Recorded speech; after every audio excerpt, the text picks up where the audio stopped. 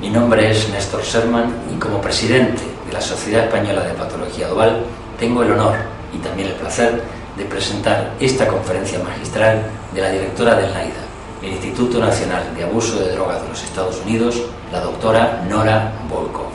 Su liderazgo científico ha dejado establecido de forma ya definitiva la consideración de la conducta adictiva como una enfermedad cerebral y también la valoración de la patología dual, una conducta adictiva y otro trastorno mental, como una entidad clínica, una nueva situación clínica en la cual subyacen factores y sustratos cerebrales comunes.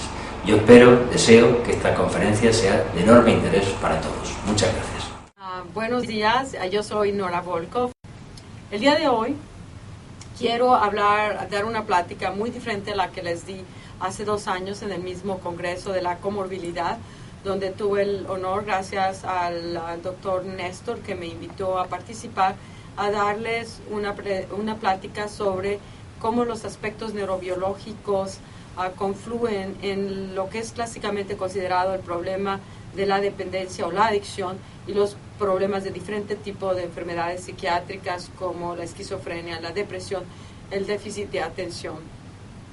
El día de hoy lo que voy a hacer es hacer un recuento de cómo es que la investigación sobre los problemas de las adicciones nos ha permitido entender sobre el daño en el cerebro humano y cómo los efectos en ciertos circuitos tienen importancia directamente a una gran variedad de enfermedades psiquiátricas. Empezaremos con la primera diapositiva, en la cual habla sobre lo básico que sabemos sobre por qué las drogas de abuso producen dependencia o adicción. Y se sabe actualmente que lo hacen por su habilidad de aumentar el contenido de dopamina en el núcleo accumbens, que es uno de los centros más importantes sobre el placer. Sin embargo, lo que ahora sabemos es que el placer no es algo tan sencillo como habíamos iniciado en un momento, como algo hedónico, sino que tiene más que ver con aquella sensación que motiva las conductas. Entonces el aumento de la dopamina, al asociarse con algo positivo, como puede ser una respuesta hedónica, pero también con algo negativo, como puede ser una respuesta muy aversiva, va a tener un efecto en la motivación. En un caso, el acercamiento a aquella cosa placentera y en el otro, el alejamiento a esa conducta que va a ser aversiva. Este mecanismo dopaminérgico es crucial para la sobrevivencia y es el aumento de la dopamina, por ejemplo, es el mecanismo a través del cual la naturaleza nos motiva a ejecutar conductas que son importantes para la sobrevivencia. De allí que no sea aleatorio el que todas las sensaciones placenteras son indispensables para la sobrevivencia de la especie. Y en esto hablamos, por ejemplo, la comida, el sexo, las interacciones sociales. Sin ellas, nuestra especie como individuos y como sociedad no existiría. Y aquí lo vemos, por ejemplo, con unos trabajos de microdiálisis, donde se pone una cánula en el núcleo accumbens para medir los cambios de la dopamina cuando un animal en el cual no ha tenido comida por varias horas se le presenta la comida. La comida aumenta la concentración de la dopamina en el núcleo accumbens y la magnitud del cambio en dopamina puede predecir cuánto ese animal está dispuesto a trabajar para conseguir esos alimentos. Lo que es interesantísimo es que las drogas hacen exactamente lo mismo, aumentan la concentración de la dopamina. Y este aumento de la concentración de la dopamina claramente está generando la motivación, y al mismo tiempo que genera la motivación, tiene el efecto mismo de placer asociado con la droga. Entonces tenemos 2 acciones que las drogas están haciendo.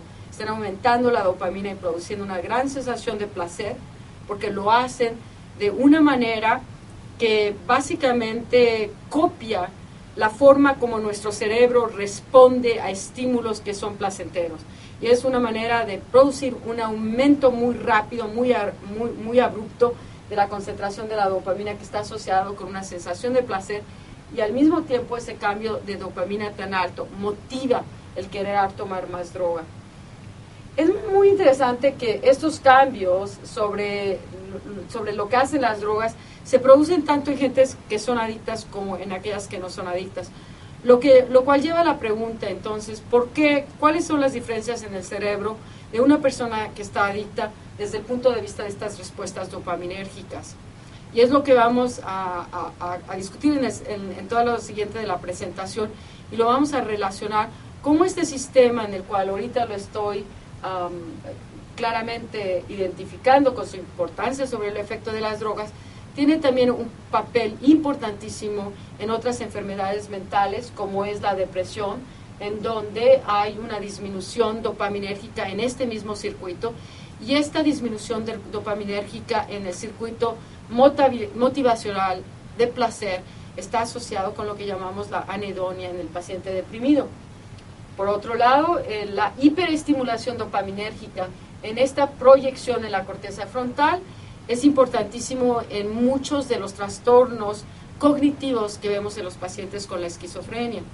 Al mismo tiempo, desajustes en el sistema dopaminérgico, también motivacional y de placer, contribuyen a los síntomas psiquiátricos de emotividad y de amotivación que son tan frecuentes en pacientes con esquizofrenia.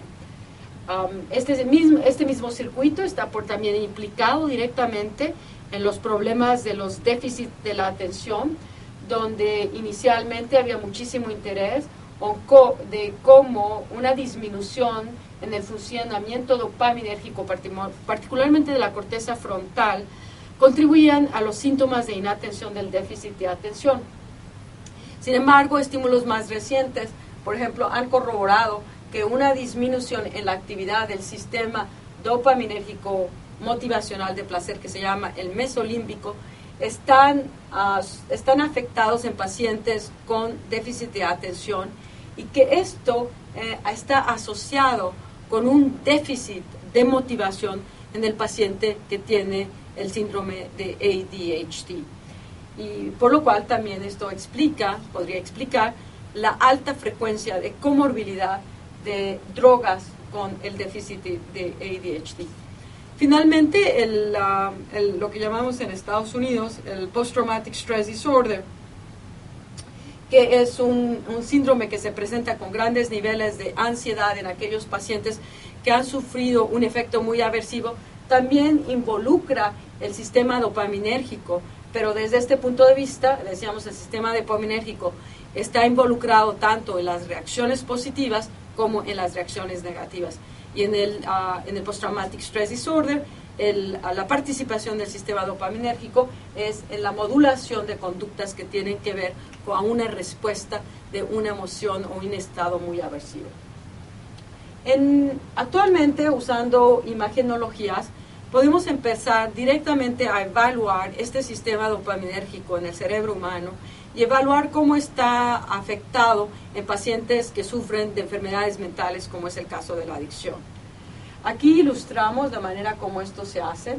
Básicamente tenemos una sinapsis dopaminérgica, la célula dopaminérgica libera dopamina, la dopamina se va a unir a los receptores. La manera como actualmente podemos medir la respuesta del sistema dopaminérgico en el cerebro humano, es decir, cuánto dopamina está liberado ante un estímulo o ante una droga, es de la siguiente forma. Se utiliza una sustancia marcada con un compuesto radioactivo, el carbono 11. En este caso, la sustancia radioactiva el compuesto se llama raclopride, y este compuesto solo se une a los receptores dopaminérgicos que están vacíos, es decir, aquellos en los cuales la dopamina no está unida al receptor. Y eso nos permite, nuestro compuesto radioactivo se inyecta en condiciones en las cuales no hay estimulación al sujeto, el compuesto radioactivo se une a los receptores y podemos tomar una imagen donde la radioactividad, después de hacer los modelos apropiados, refleja el número de receptores que están disponibles para que el raclopride se une a ellos, que básicamente cuando un sujeto no está estimulado corresponde al 85 o el 90% de los receptores en nuestro cerebro, cuando no hay estimulación, están libres, no están ocupados por dopamina, y esto permite que tomemos una imagen con raclopride. Podemos traer al sujeto de nuevo, se le da en este caso una droga, el metilfenidato o el Ritalin, que es un compuesto que curiosamente tiene los mismos efectos que la cocaína, en tanto que inhibe a los bloqueadores, a los transportadores de la dopamina, es un bloqueador de los transportadores de la dopamina. Y estos transportadores son el mecanismo principal por el cual la célula dopaminérgica, una vez que ha liberado dopamina, remueve a la dopamina del sistema y lo recicla, terminando la acción de este neurotransmisor. Cuando hay una droga como el metilfenidato o la cocaína, el transportador se bloquea y este mecanismo que normalmente termina la acción de la dopamina, al bloquearse, impide esta acción y la dopamina aumenta en el espacio extracelular, ocupando los receptores. Y desde el punto de vista farmacológico de la cocaína, este aumento considerable de la dopamina y estimulación de los receptores es lo que está asociado directamente con su acción placentera. Entonces aquí vemos que al aumentar la dopamina se une a los receptores, lo ocupa, de tal manera que cuando usamos nuestro raclopride, nuestro compuesto radioactivo, los receptores ya están ocupados y entonces su unión a ellos está altamente disminuido. Y lo podemos ver aquí, que la radioactividad casi no hay, mucho menos que aquí, y después de hacer los modelos apropiados, esto se puede usar para cuantificar los cambios relativos en la concentración de dopamina producidos en este caso por un fármaco metilfenidato, pero en otros casos por una estimulación de algún tipo que puede ser positiva o negativa, para documentar cómo eso reacciona el cerebro a esos estímulos. Desde el punto de vista de las drogas, aquí este estudio se hizo en individuos en los cuales les dimos el metilfenidato intravenoso, que los cocainómanos no pueden diferenciar de hecho de los efectos de la cocaína cuando ésta se inyecta intravenosamente. Los sujetos están despiertos y les estamos dando un estimulante y podemos medir la asociación entre los cambios dopaminérgicos y las respuestas subjetivas a la droga. En este caso es la euforia o high, y vemos que los cambios de dopamina tienen una correlación muy fuerte con la percepción subjetiva de euforia. A mayor aumento de la dopamina, mayor la intensidad subjetiva de placer por la droga. Y esto es altamente significativo, ha sido corroborado no solamente para el metilfenidato cuando es inyectado intravenoso, por cierto que esto no ocurre cuando se inyecta oralmente. Es indispensable que la droga llegue al cerebro muy rápido para producir estos efectos. Lo mismo con la inyección de la anfetamina intravenosa, eso no sucede con la anfetamina oral. Lo mismo con la administración de nicotina. Entonces la habilidad de las drogas en el cerebro humano, tal como se había visto en los animales, de aumentar la dopamina en el núcleo accumbens, está directamente asociado con sus efectos eufóricos. Pero como dijimos al principio, estas respuestas ocurren en las personas aunque estén adictas o no adictas. Entonces la pregunta es, ¿cuál es la diferencia? Bueno, para esto es muy importante evaluar claramente y comparar las respuestas de gentes que están adictas y las respuestas de aquellas que no están adictas a la droga, y ver si el cerebro responde diferentemente en este circuito del placer, de la motivación, este circuito dopaminérgico que tiene como un componente crucial el núcleo accumbens. Pero hay otras regiones como el párido ventral que están interaccionando muy cercanamente a estos. Entonces, de manera como hacemos este estudio para evaluar si hay cambios en este sistema de recompensa a la droga, es comparar, básicamente empezamos el primer estudio, gentes adictas a la cocaína y gentes que no estaban adictas, les dimos el metilfenidato intravenoso que genera una respuesta, como dije, muy similar a la cocaína, para evaluar si es verdad lo que se pensaba por muchos años. Una de las hipótesis sobre la adicción es que las gentes estaban adictas porque los efectos placenteros de las drogas eran mucho mayores, tenían una hipersensibilidad a los efectos placenteros de la droga. y eso básicamente hasta muy recientemente era lo que se pensaba. Entonces hicimos el estudio para ver si esto era cierto. Entonces, en la primera diapositiva vemos la respuesta conductual a la administración del metilfenidato intravenoso, que como digo tiene efectos muy similares a la administración de la cocaína intravenosa.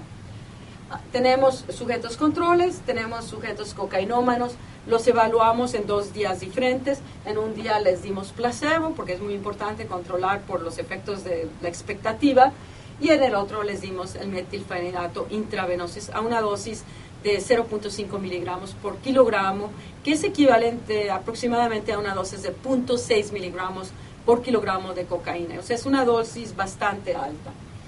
Y evaluamos los efectos de la euforia, los efectos de la compulsión. Primero, cuando se les da el placebo, ni en los controles ni en los cocainómanos vimos un aumento de la euforia. El placebo no tiene efectos de ninguna magnitud en lo que es el estado de la euforia. Sin embargo, lo que es muy interesante es que pues, el metilfenidato intravenoso tiene una respuesta muy poderosa, y en estos sujetos vemos un aumento significativo de la euforia, tanto en los controles como en los cocainómanos. Pero lo que nos llamó muchísimo la atención, porque no nos lo esperábamos, de hecho nos esperábamos que los cocainómanos iban a tener una respuesta acentuada, como se había hipotetizado por muchos años, es que los cocainómanos tenían una respuesta significativamente menor que la de los controles, exactamente opuesto a lo que se había hipotetizado por muchos años. Al mismo tiempo, el otro hallazgo que fue muy interesante fue que la administración del metilfenidato intravenoso en los controles no produjo ningún deseo de más droga, pero en cambio en los cocainómanos el medicamento no lo debo llamar en esta forma como medicamento porque se está dando intravenoso, que nunca se usa así como medicamento. Esta es la manera como se abusa. Cuando se inyecta intravenosamente produce un gran deseo por la droga y por la cocaína. Es decir, que tiene un aumento en la subjetividad de la motivación por tomar más droga. Entonces tenemos una diferencia conductual cuantitativa mucho más acentuada, es decir, en los normales que en los cocainómanos, o alternativamente se podría decir altamente disminuida en los cocainómanos, y una diferencia cualitativa, en tanto que en los controles no hubo respuesta y en los cocainómanos la droga produce una motivación por seguir consumiéndola. Desde este punto de vista, básicamente conductual. Ahora, ¿qué pasa si hacemos la pregunta, qué sucede en el sistema dopaminérgico de estos individuos? Y aquí lo tenemos, el sujeto normal, cuando se le dio el placebo, vemos al raclopride unido en los receptores dopaminérgicos, porque básicamente es el placebo. Cuando les damos el metilfenidato intravenoso, vemos la disminución dramática de la sustancia radioactiva, dado que la dopamina está ocupando los receptores, como habíamos hipotetizado. En cambio, los cocainómanos, vean este sujeto particular, este es el placebo, este es cuando se le da el metilfenidato intravenoso, y en este sujeto en particular no hay ningún cambio. Pareciera que en este sujeto el metilfenidato a esta dosis, que digo que es bastante alta, no produjo cambios en la dopamina. Y cuando vemos a todos los sujetos de este estudio en particular, que eran 20 controles y 20 cocainómanos, este es el cambio en nuestro marcador de radioactividad, es del 21% del binding específico, y en los cocainómanos la respuesta es menos de la mitad que en los controles. Es decir, que la respuesta del sistema dopaminérgico mesolímbico a la droga está altamente disminuida.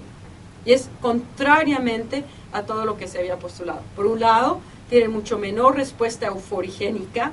Por el otro lado, en paralelo, porque estas dos están asociadas claramente, la respuesta dopaminérgica está altamente atenuada. Y sin embargo, esta atenuación de las respuestas, a pesar de estas atenuaciones, vemos este gran deseo por más droga. Los mismos estudios fueron replicados, idénticos, por el grupo de Columbia University, usando anfetamina intravenosa en vez de metilfenidato en cocainómanos. Esto no es exclusivo para el caso de los cocainómanos. Aquí tenemos un estudio más reciente que publicamos el año pasado o el antepasado, en el cual hacemos exactamente la misma intervención, pero en sujetos alcohólicos que se han detoxificado por un periodo de 3 semanas para estar seguros que no había ningún efecto de la discontinuación abrupta del alcohol, es decir, del withdrawal, que podía explicar los hallazgos. Estos estudios fueron hechos en 20 controles y en 20 alcohólicos detoxificados por 3 semanas. Aquí vemos las imágenes con raclopride, y lo que están viendo ahora son imágenes donde no es solo un sujeto, sino donde hemos promediado la imagen de los 20 sujetos controles y 20 sujetos alcohólicos. Este es el placebo y son las imágenes con metilfenidato intravenoso. Los controles, todos ellos, 20, aquí cuando se les da el metilfenidato intravenoso y vemos la disminución como habíamos esperado y como vimos en los controles pasados de la unión de la sustancia radioactiva con los receptores, porque la dopamina se va para arriba. Veamos lo que sucede con los alcohólicos. Estos son un promedio de 20 sujetos, no es como en los cocainómanos donde les mostré imágenes de un solo sujeto, y vemos básicamente, visualmente, no se ve ninguna respuesta. Aparentemente la inyección intravenosa del metilfenidato en estos sujetos visualmente no parece tener un mayor efecto. Cuando cuantificamos la respuesta y dividimos en este momento el estriado en 2 partes, la parte dorsal, representado por el putamen, y la parte del estriado ventral, donde se encuentra el núcleo accumbens, lo que encontramos es fascinante. Tal cual habíamos reportado en los cocainómanos, la respuesta de las personas adictas, en este caso los alcohólicos, está marcadamente disminuida en comparación con los controles, 50%. Y cuando vamos al núcleo accumbens, estamos viendo que esta respuesta está 70% disminuida. O sea que hay un déficit severo dopaminérgico, particularmente en el sistema ventroestriatal. Ahora, una de las preguntas claramente es, ¿cuál es la importancia? Una de las importancias de tener un sistema dopaminérgico tan hipofuncional es que este es el mecanismo por el cual la naturaleza y nuestros circuitos cerebrales nos motivan a las acciones. Esto podría explicar por qué es tan difícil motivar a la persona adicta a diferente tipo de conductas diferentes, a menos de que estén relacionadas con la adquisición o los rituales o el consumo de las drogas. Pero otras actividades, la motivación está muy disminuida. Este es uno de los grandes challenges que tenemos como terapeutas, porque los tenemos que involucrar. Interesantísimamente, los resultados que ustedes están viendo aquí, tanto en los cocainómanos como en los alcohólicos, resultados similares. Nuestro grupo reportó este año en Journal of American Medical Association en pacientes con déficit de la atención.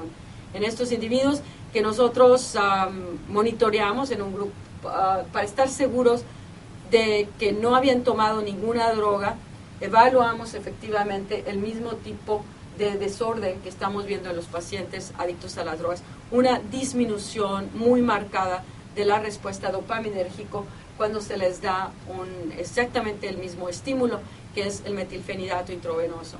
Entonces, que este déficit que estamos encontrando en la drogadicción no es único a la drogadicción, sino que aparentemente aparece en otros casos psiquiátricos. Y como dije al principio de la plática, es muy probablemente que este sea uno de los factores por los cuales los individuos que tienen el déficit de la atención tienen mucho más riesgo al uso de las drogas.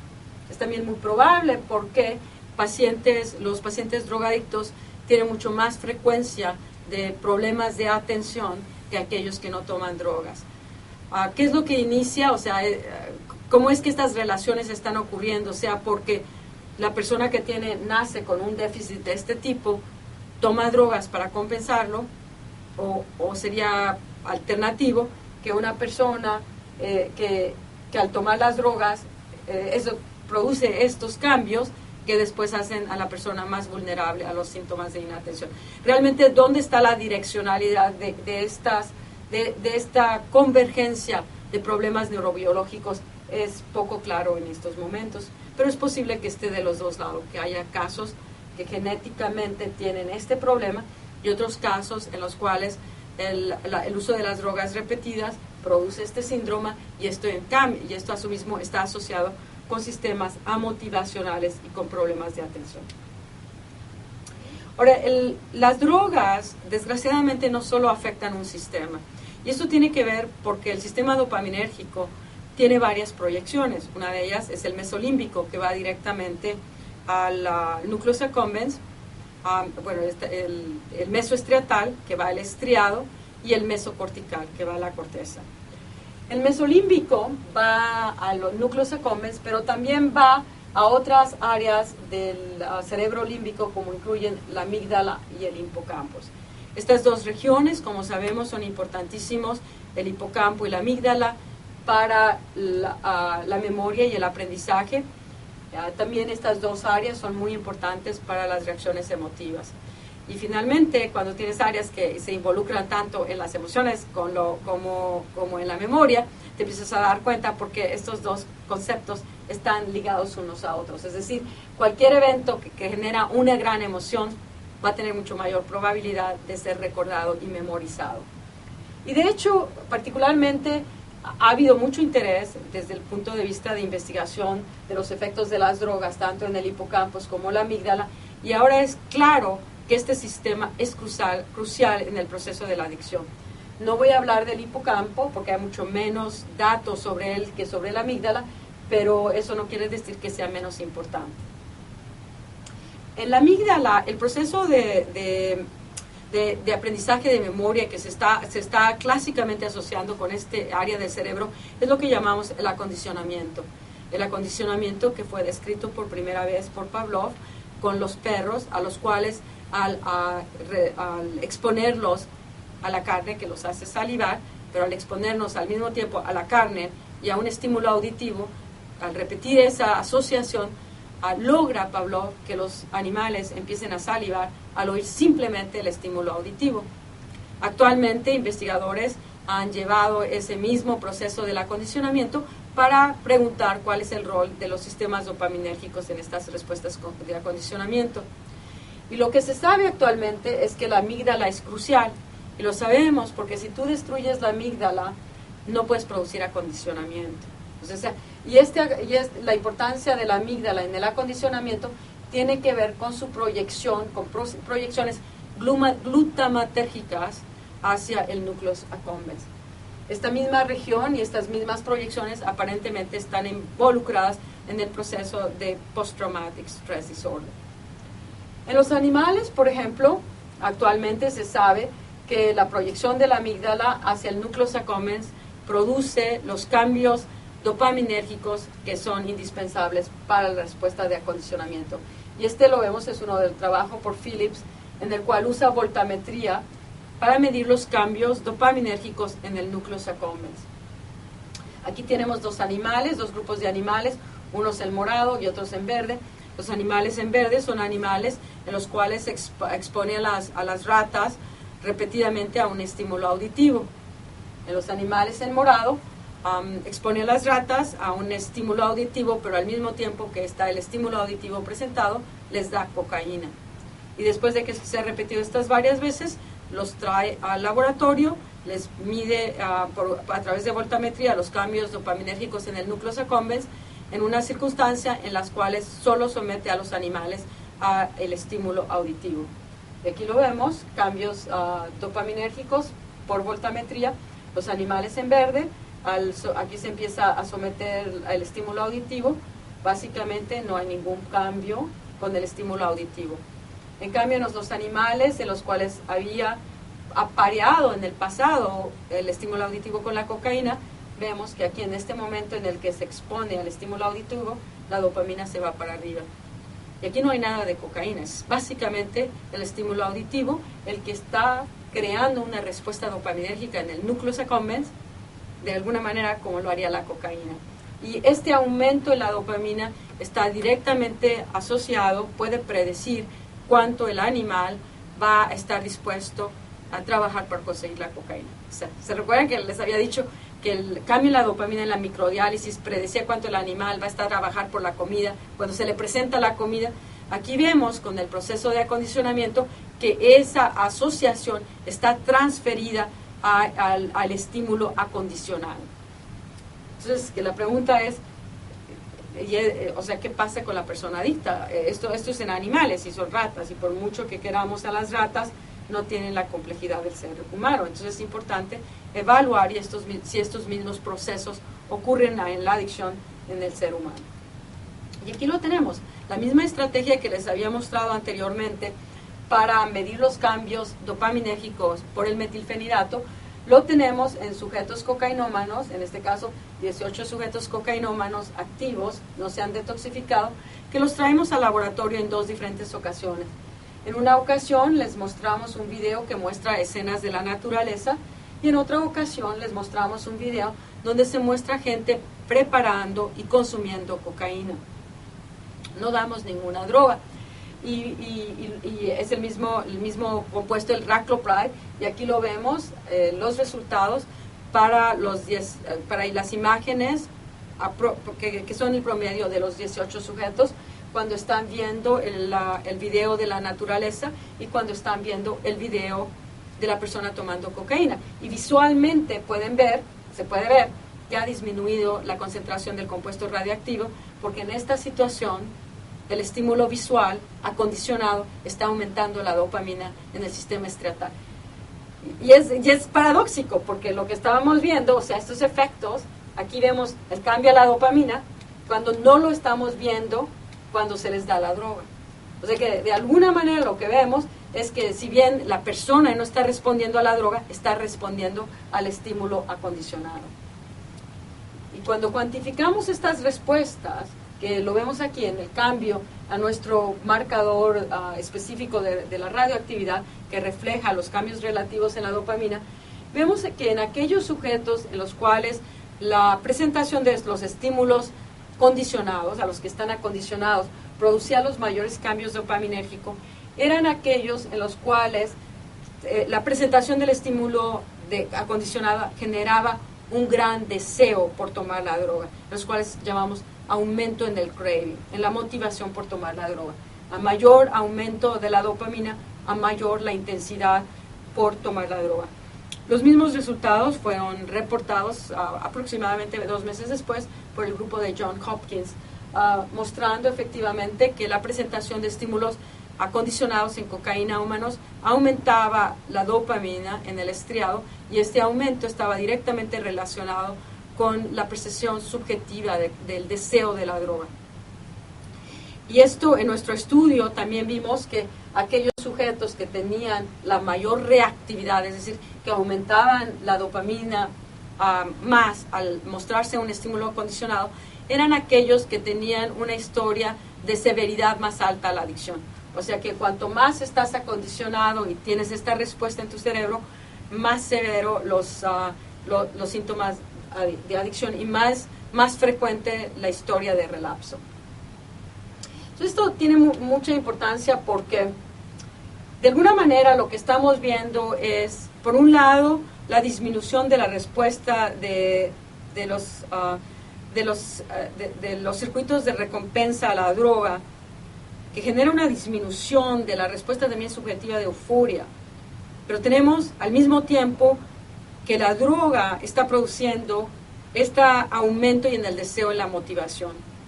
Es como si de alguna manera la droga ha dejado de actuar farmacológicamente, pero sin embargo puede producir a través de procesos acondicionados la motivación por consumirla.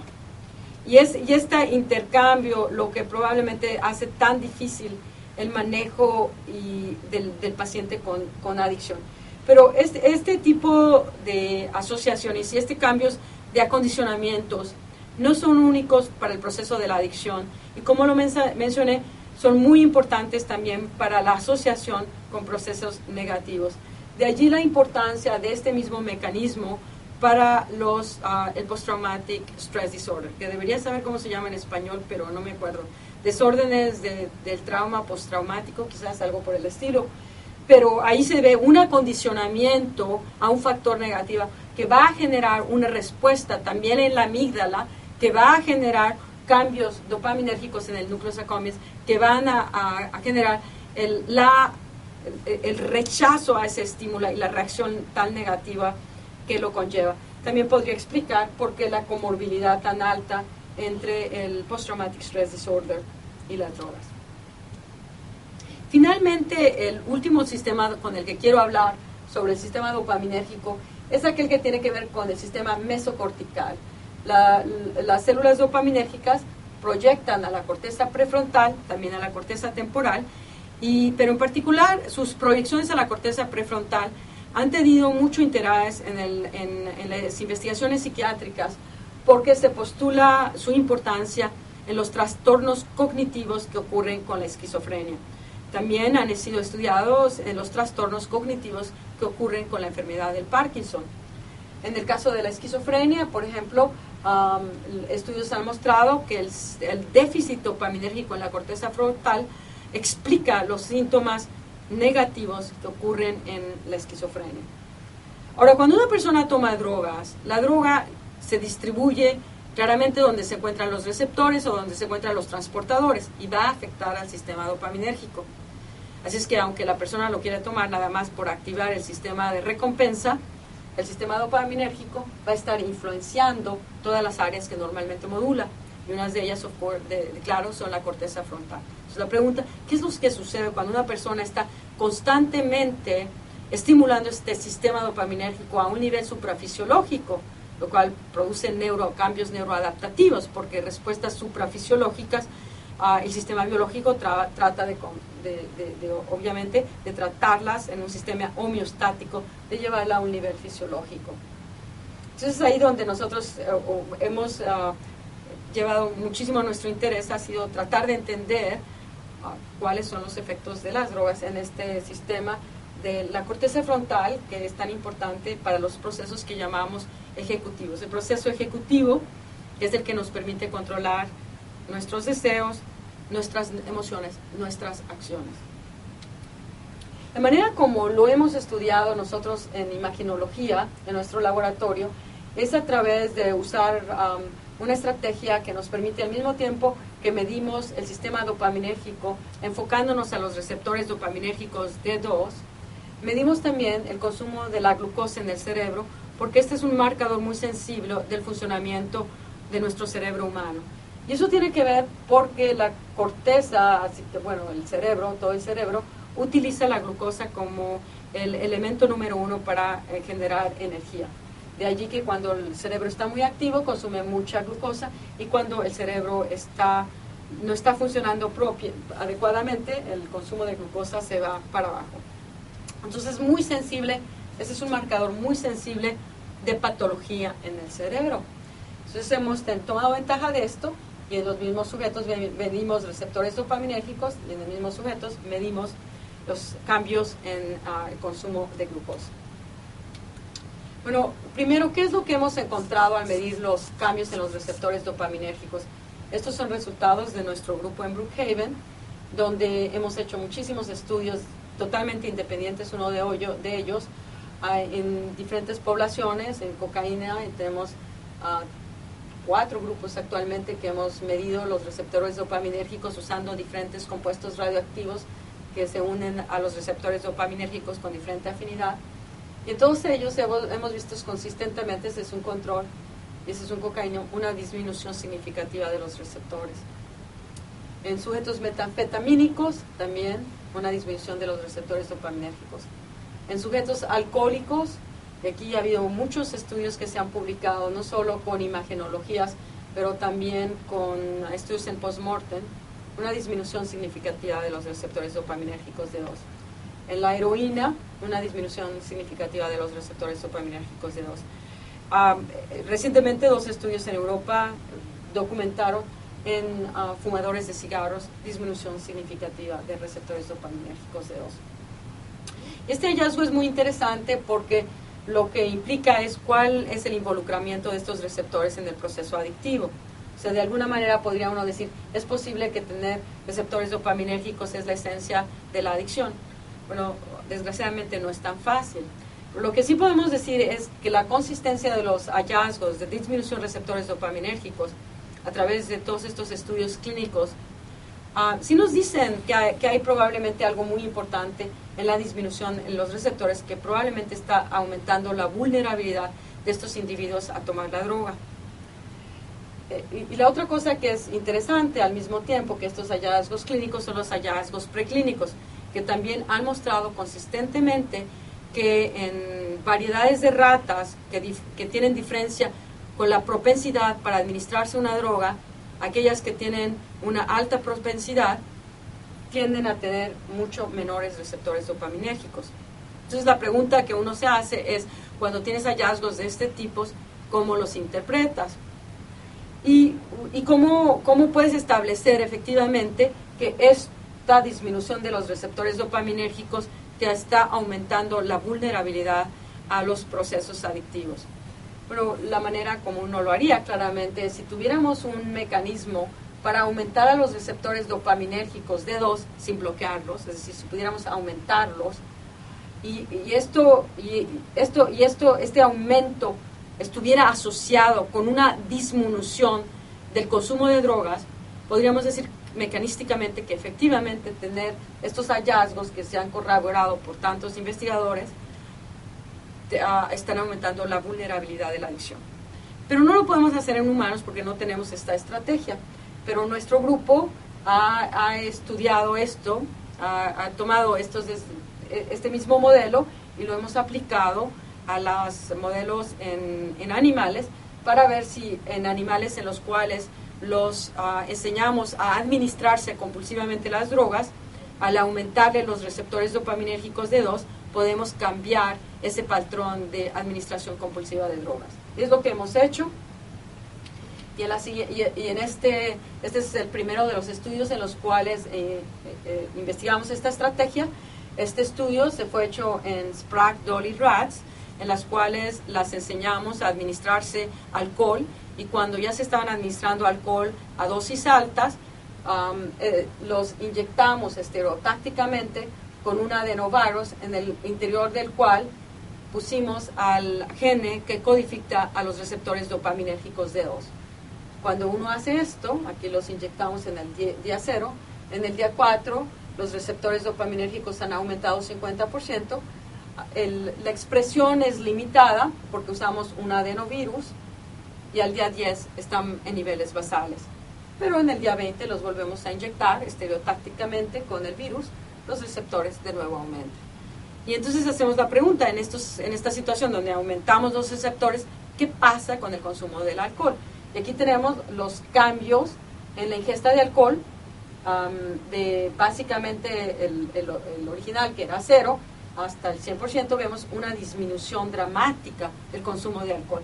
Cuando los receptores han aumentado aproximadamente 50%, vemos que el consumo de alcohol ha disminuido casi 70%. Conforme los receptores regresan a niveles basales, el consumo de alcohol regresa a niveles basales. Volvemos a inyectar, aumentan los receptores, el consumo de alcohol disminuye significativamente. Y aquí en azul tenemos animales en los cuales desinyectamos el vector, el adenovirus, pero sin el gene que codifica al receptor D2. Y en estos animales no hay cambio en el consumo del alcohol, indicando efectivamente que el aumento de los receptores dopaminérgicos está interfiriendo con el consumo de altas cantidades de alcohol, que es básicamente lo que se llama alcoholismo. Cualquier persona puede tomar 1 o 2 vasos de alcohol, eso no tiene nada que ver con lo que llamamos adicción o dependencia. La adicción o dependencia viene cuando viene la compulsión a administrarse dosis altas de las drogas. Y los mismos exactamente hallazgos encontramos en animales que están genéticamente seleccionados por tener una predilección al alcohol. En estos animales, el aumentar los receptores dopaminérgicos, a pesar de que tienen esta genética que los predispone a tomar alcohol, tienen los mismos efectos de protección. En los mismos hallazgos encontramos en animales con la cocaína, en los cuales el aumento de los receptores dopaminérgicos disminuye el consumo de grandes concentraciones de cocaína. La pregunta es, ¿por qué? ¿Qué es lo que sabemos actualmente sobre esto? Bueno, el año pasado y el antepasado hubo dos manuscritos, uno en Science, que se publicaron del grupo de Cambridge, que nos dan una idea por qué la disminución de los receptores en el estriado están promoviendo estas conductas compulsivas. Primero, los investigadores de Cambridge estaban interesados en saber si había diferencias si básicamente animales que los seleccionaron por sus niveles de impulsividad en aquellos ánimos que tenían poca impulsividad y muy alta impulsividad. Y querían ver si estos dos tipos de animales que estaban en el extremo de la impulsividad tenían diferencias en la expresión de los receptores dopaminérgicos.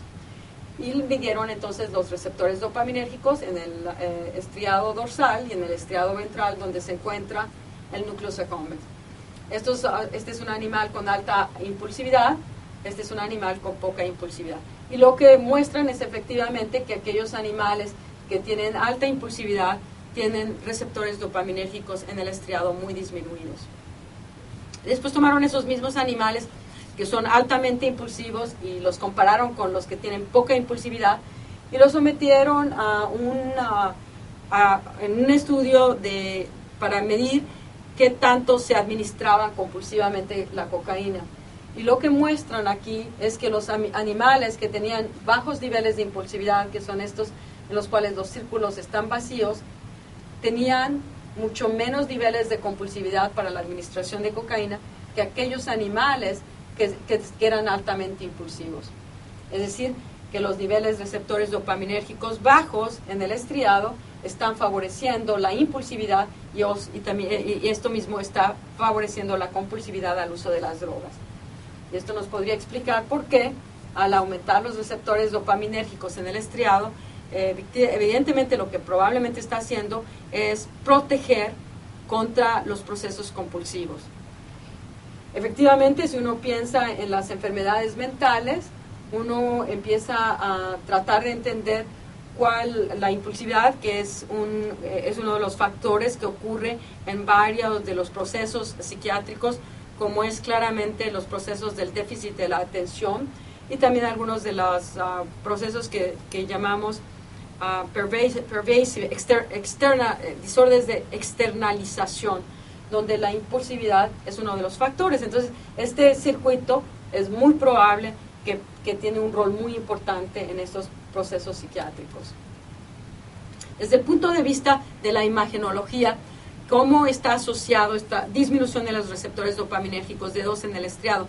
Que las ratas están asociadas con impulsividad y compulsividad. ¿Cómo están asociados en el funcionamiento del cerebro humano? La manera como nosotros lo hemos investigado es al medir el consumo de la glucosa en los cocainómanos, podemos empezar a preguntar, o en los alcohólicos, donde lo hemos hecho también, cómo la reducción de los receptores en el estriado está afectando el funcionamiento del cerebro. Aquí tenemos imágenes, tres planos del consumo de glucosa en sujetos normales, 3 planes del consumo de glucosa en sujetos cocainómanos. Claramente ven la disminución del consumo de la glucosa, particularmente en las áreas de la corteza frontal. Y esto, cuando primero lo encontramos ya hace más de 15 años, fue una gran sorpresa, porque en esos momentos no se creía que la adicción tenía nada que ver con la corteza frontal, se creía que era un problema del cerebro límbico. Al encontrar que la corteza frontal estaba involucrada, esto cambió totalmente nuestra perspectiva de cómo se entiende el proceso de la adicción. 2 de las áreas que están más afectadas en la corteza frontal en las personas adictas es básicamente todo lo que es el área del cíngulo de Jaros, el área anterior, del cíngulo anterior, tanto la parte dorsal como la ventral, está disminuida significativamente en las personas adictas. Y aquí lo hemos demostrado en cocainómanos, lo hemos demostrado en alcohólicos, lo hemos demostrado en gentes adictas a la marihuana, lo hemos demostrado en gentes adictas a la metanfetamina. La otra área que consistentemente muestra anormalidades es la corteza orbitofrontal. Y nosotros fuimos los primeros en documentar esto con imagenología, pero desde nuestros primeros estudios hasta ahora, básicamente esto se ha replicado con muchas metodologías y claramente, actualmente es reconocida que estas dos áreas son cruciales, el desajuste de estas áreas es crucial en el proceso de la adicción. Hicimos el estudio para ver dónde la disminución de los receptores dopaminérgicos en el estriado estaba asociada con cambios en el consumo de la glucosa. Al principio no teníamos idea, entonces hicimos todas las áreas del cerebro, mapeamos todas las áreas del cerebro, tuvimos que tener correcciones porque estábamos haciendo, múltiples correlaciones, y cuando hicimos toda la corrección por probabilística, las áreas del cerebro donde claramente había una relación entre la disminución de los receptores dopaminérgicos que medimos en el estriado y el consumo del cerebro que medimos en todas partes, eran básicamente en áreas que son la proyección del sistema mesocortical. Básicamente fue donde estábamos viendo únicamente esas correlaciones significativas después de tener que controlar por toda la serie de pruebas estadísticas que hicimos. Y esas áreas, curiosamente, las correlaciones eran más fuertes en el cingulado y en la corteza orbitofrontal, y en un menor grado en la corteza dorsoprefrontal. La corteza, lo que llamamos la Brodmann Area 9 y la Brodmann Area 20. En el cingulado tiene que ver con la corteza Brodmann Area 23, la corteza 32, la corteza 24. La corteza orbitofrontal tiene que ver con la corteza Brodmann Area 25, la corteza Brodmann Area 11, la corteza Brodmann Area 47. Y lo vemos aquí. Cuanto más disminuidos están los receptores dopaminérgicos, más disminuido está el consumo de la glucosa en la corteza orbitofrontal. Lo mismo, idéntico, ocurre en el cingulado. Estos son estudios en cocainómanos que hemos replicado en 2 estudios diferentes. Estos son resultados en pacientes adictos a la metanfetamina, exactamente los mismos hallazgos reportamos en pacientes alcohólicos. Es decir, que lo que estamos viendo es que la disminución de los receptores en el estriado está asociado con disfunción de estas 2 áreas del cerebro. Ahora, ¿qué es lo que típicamente se ocurre cuando qué patología ocurre? Cuando producimos daño en el cingulado, ocurre impulsividad.